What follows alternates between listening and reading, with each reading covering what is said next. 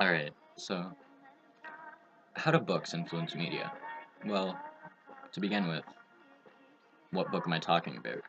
And that would be Lolita by Vladimir Nabokov.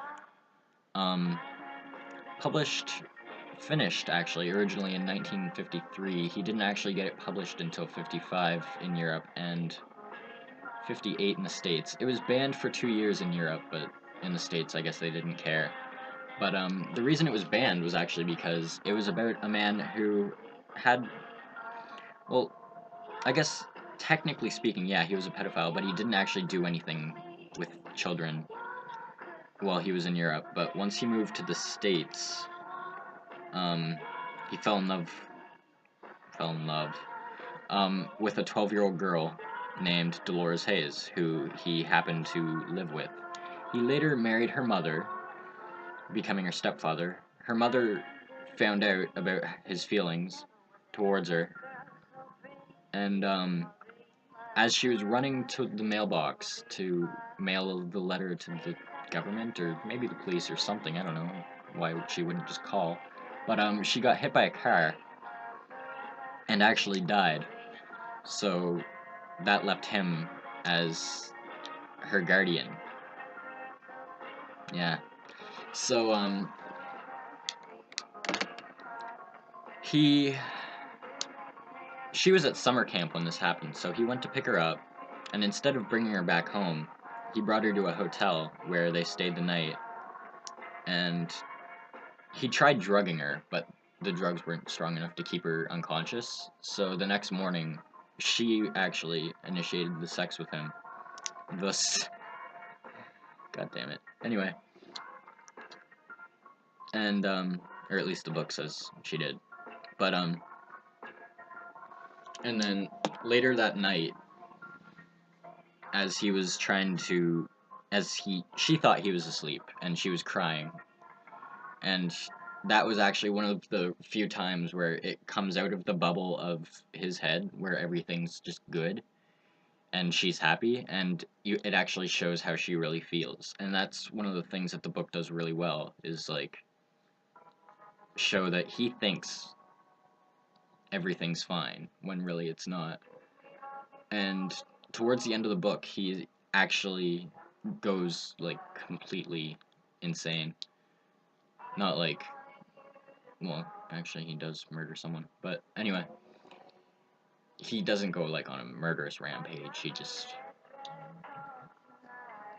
like, goes insane trying to find her because she gets taken from him by some playwright. Anyway, so that's the summary of the book.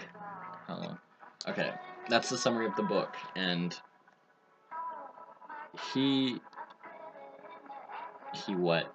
There were two movies made about the book, one of which didn't stay faithful to it at all. It actually changed a lot of stuff that actually made the movie a lot worse than it could have been. And I mean, it was directed by Stanley Kubrick, so it should have been pretty decent. But it wasn't. It was garbage. That was a bold statement. But, it didn't keep the feel of the book at all. Like, it didn't do anything the author originally did. In fact, she was actually 2 years older than she was in the book. He wasn't a pedophile or anything, he just accidentally fell in love with her. And there was another movie made in 97 where they actually captured the essence of the book pretty decently, but at the same time made it just into a romanticized meh fest, I guess. And the budget for that one was $62 million.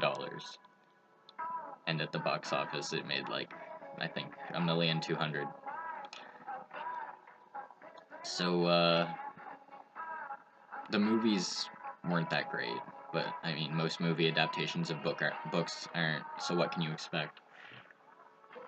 Better than Superman movies.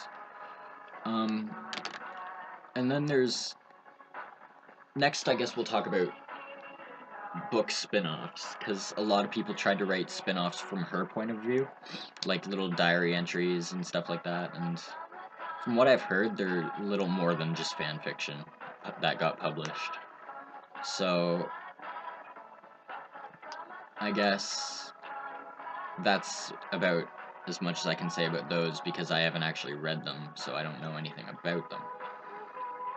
But and then there were a bunch of plays written, and I think maybe 4 of them actually ended up getting actually made.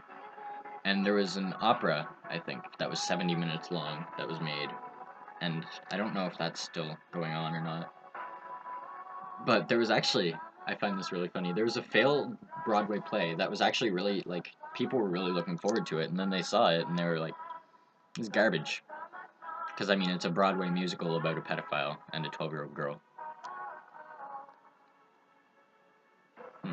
Anyway, so that didn't get anywhere, and then there's there's been some music made or inspired by the book, such as a lot of Lana Del Rey's stuff off the Born to Die album is actually loosely inspired by Lolita. One of the songs being Off to the Races and another literally just being called Lolita. And there was also a song from the 1962 version of the movie by Kubrick, and it didn't have a title when the movie first came out, but then later it became a hit single, and actually a lot of bands covered it, and it it, a lot of bands got a hit single out of it, and that stayed at like I think one of the bands was like number 61 in the charts who covered it. But yeah, I think that's just about it for. Oh no, okay. Tumblr is swarming with people who idolize the movie, not the movie, the book, and by extension the movies because that's the only like visual they have of it. So, and Tumblr's mostly centralized on GIFs. Yeah, pick your poison. Um, so they'd take snapshots of the movie and post them on this website.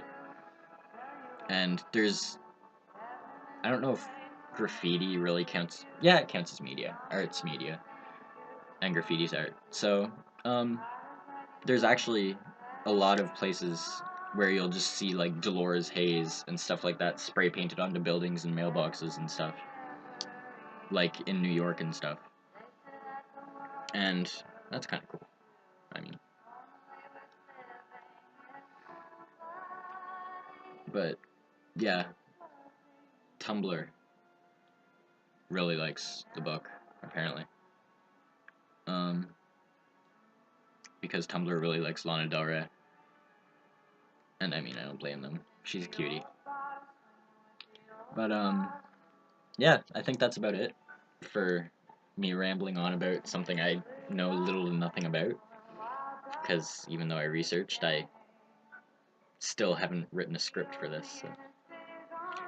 But yeah, I guess what I'm getting at is that books are kind of like the foundry point of other medias in certain cases. Like there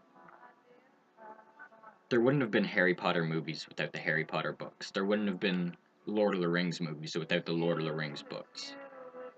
And I mean, there's a lot of movies that are made from books that are really just garbage. But like there's also a lot of other things that books inspire that like plays and stuff. And actually the To Kill a Mockingbird book, like I think maybe Mr. Ball said it was even better than the book itself. I just said the book was better than the book, didn't I? No, the movie was better than the book, I think he said. And that just goes to show that something. I don't know. That's not what I meant to say. I'm gonna end it now.